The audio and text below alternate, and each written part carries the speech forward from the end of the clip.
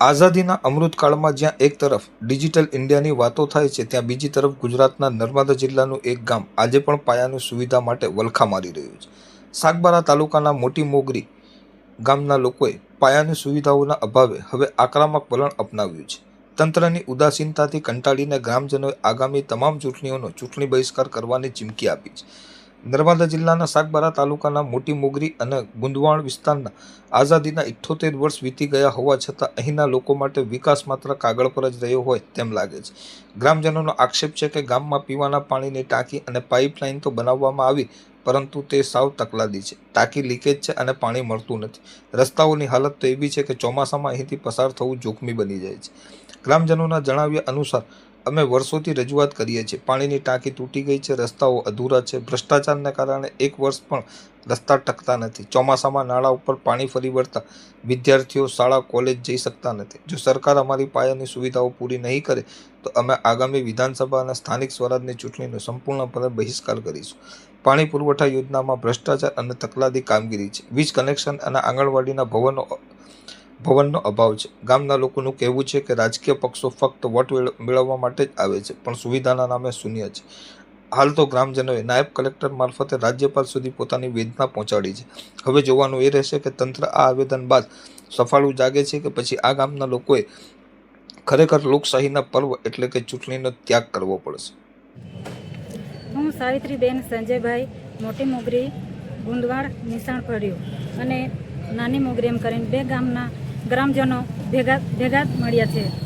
તો અમારો સરકારને એ રજૂઆત છે કે અમારી પાયાની સુવિધાઓ, જે શૌચાલયો નથી અમારા ત્યાં, અને બીજી કે જે નાના ઘરનાળા છે તે એકદમ નીચલી સ્તરના છે.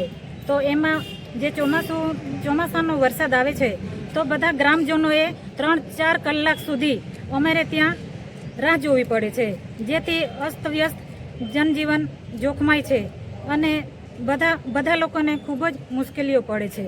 એટલી અમારી રજૂઆત છે, એટલે ચૂંટણીનો અમે બહિષ્કાર કરીએ છીએ. હું સંજયભાઈ નવલસિંહ વસાવા, મોટી મોગરી ગુંદવાણ તાલુકો સાગબારા.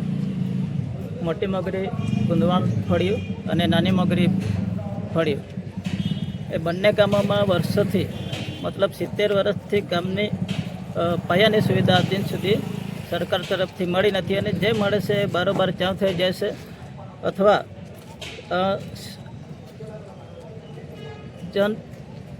પબ્લિક સુધી પહોંચતી નથી. અને જે રોડ રસ્તાઓ બને છે એકદમ તકલાદી બને છે. ગયા વર્ષે જે રસ્તો બન્યો એ અધૂરા સળીને કોન્ટ્રાક્ટરો ભાગી ગયા, તેમજ જે બનેલો છે એ 5-6 મહિનામાં ખોદાઈ ગયો.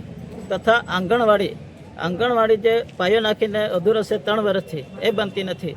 પાણી પુરવઠાની યોજના નલ સે જલ યોજનામાં અધૂરા કામો છોડીને કોન્ટ્રાક્ટરો ભાગી ગયા. પાણીની ટાંકી છે જર્જરિત નીકળી પડે એવી છે, એસ્ટિમેટ વગરની બનાવેલી છે. આ દિન સુધી ઘરે ઘરે પાણી મળતું નથી.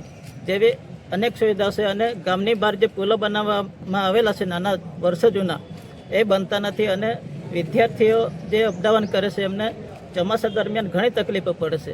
આ દિન સુધી એવી સુવિધા બનતી નથી, જેથી અમે બે ગામના તમામ લોકો મળીને ચૂંટણીનો બહિષ્કાર કરીએ છીએ. જ્યાં સુધી અમારી માંગણી સંતોષાય નહીં ત્યાં સુધી ચૂંટણી કરવાના નથી.